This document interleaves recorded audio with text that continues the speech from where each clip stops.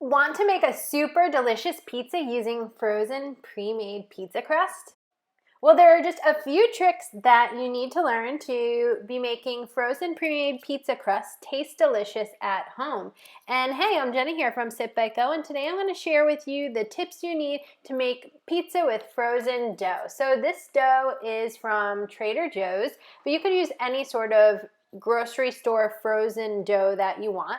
It's called Monteli frozen pizza crust, and it comes in packs of 2. So here I'm just taking it out of the plastic, and that's gonna let me get to start making the pizza. So the ingredients that you need to use to make frozen pizza are some olive oil, salt, pizza sauce, cheese, some toppings, and fresh Parmesan cheese. So what I'm doing first is I'm actually going to show you how to turn it into a golden crust pizza, and that's going to happen when you brush on some olive oil to the bottom. So that's one of the first steps that you do to making pizza with frozen dough, because it's going to come out of the package dry.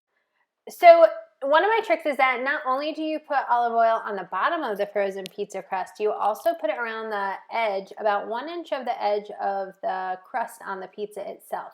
And this is for the same purpose. I love when the edges of the dough are browning, they're turning a little golden brown, and they're crunchy and chewy. And adding a little olive oil here is going to help. The other thing you're going to do, just to really add some flavor, is to add a little bit of salt on top of that olive oil. So you're going to have a really delicious bite, just a light dusting of salt when you bite into the crust of the pizza. It really tastes delicious, and that's going to turn this frozen pre-made pizza crust into one of the best pizzas you can make at home.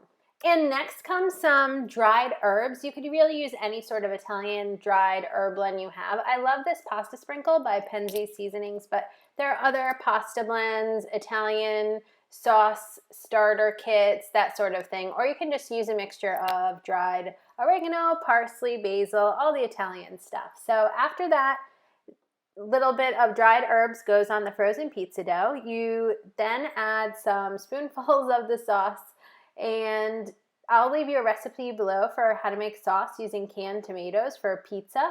It's really delicious, and you can freeze the sauce and just take it out a couple, maybe like a day before you're gonna make this pizza, or you can thaw it in the microwave. So then you just spread out the pizza sauce over the dough, and once it's all on there, it's time to add the toppings.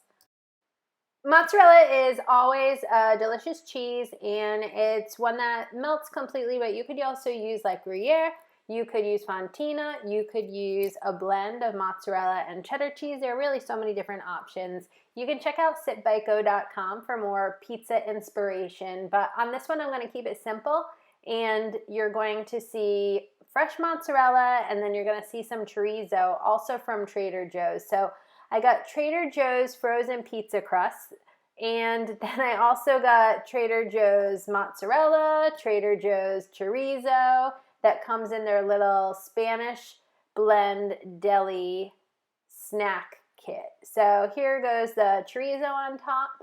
I just put enough to cover the pizza, but so you can still see some cheese peeking through, and wait till you see how delicious this frozen pizza crust looks when it comes out of the oven. So here's another tip I have for making homemade pizza with frozen pizza crust. If you want to add some bold flavor to the top, like the mozzarella is a nice creamy cheese, but a little bit of Parmesan, seriously, like a teaspoon of Parmesan, fresh grated from the block on top, will add some flavor as well. So all of this goes into the oven, and there it bakes for about, well, this one only took like 5 to 10 minutes, but what I'm going to say is, because I don't know exactly which frozen pizza dough you're working with, you want to bake pizza for the minimum amount of time indicated on the frozen pizza crust package. So the Trader Joe's frozen pizza dough said, I want to say about 4 to 7 minutes, somewhere in there. And then what I recommend is that you start checking on it at that minimum amount of time. And if you have an oven that has hot spots, you'll want to turn around the pizza. Here I was obviously doing 2 of them, so I was trying to figure out how to arrange them. But take the pizza out every 1 to 2 minutes and see if the cheese on top is bubbling yet. You want to make sure the bottom crust is turning golden brown, and that's when the pizza is ready to come out. So here I am pleased with the pizza, and it is time to put some herbs on that pizza and let it cool. So make sure to subscribe to the Sip Bite Go channel on YouTube so you can see some of my favorite pizza toppings to add to homemade pizza with frozen dough. Here I'm just putting on some cilantro. You could use fresh basil. You could use any sort of fresh herbs. My kitchen herb garden is my favorite. But like I said, subscribe to the Sip Bite Go channel on YouTube and you can check out other recipes for like sous vide chicken. You could see the caramelized red onions or how to make garlic sauteed mushrooms, and all of these things make really delicious toppings to put on the pizza. That really changes it into a frozen pizza with gourmet toppings, like something you'd get at a fancy Italian restaurant. So once the pizza has a little bit of time to cool, it's time to dice it up, make some slices. I guess you don't want to dice up the pizza, but it's time to make some slices and to enjoy your pizza. Well, I hope that you fully understand how to make the most out of frozen pre-made pizza crust from Trader Joe's or Whole Foods or New Seasons or whatever other grocery stores that you visit. I know that having frozen pizza crust in the freezer ready to use at a moment's notice is really helpful for busy nights. You just need to make sure you have cheese and toppings and pizza sauce on hand.